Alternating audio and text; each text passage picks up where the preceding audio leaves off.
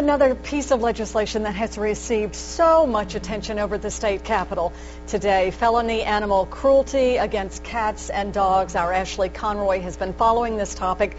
What's the status of the bill? Well, Marcia, they were supposed to bring it up in the House Agricultural Committee today, but they decided to bypass it. So now WLBT did ask for an interview with Chairman Greg Ward of the Agricultural Committee, but he refused our request. Now, with unanswered questions, some groups are wondering what happened to this bill. Let's look back at Heinz, the pup used as bait for dog fighting, who now has a home.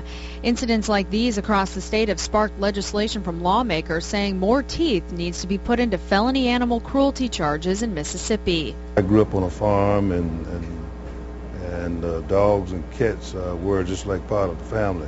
Several years ago, a similar bill passed in the Senate, but once it got to the House, much like this time around, it was shot down.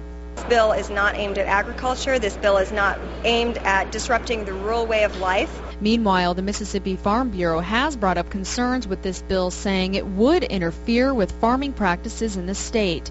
Farm Bureau President David Wade was not available for an interview, but lawmakers who agree say more focus should be put on stricter misdemeanor charges and not a felony. I, along with a lot of my colleagues, really have a problem in making it a felony. This bill started in the Senate and was tailored to cruelty to cats and dogs only. And now Mississippi continues to be one of 4 states in the nation that does not have a felony animal cruelty charge, something groups like Fighting Animal Cruelty Together can understand. There really just isn't any legitimate reason other than whether, you agree that lighting a dog on fire is okay or not. I mean.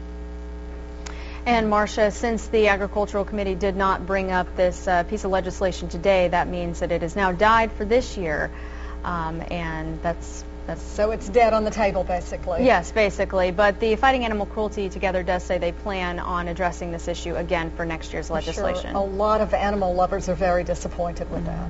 Thank you, Ashley, for the update.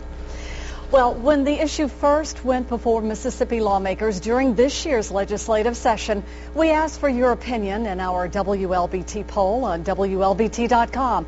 The question was, should animal cruelty be a felony offense here in Mississippi? Well, out of the 585 people who voted, 86% of you said yes, 14% said no.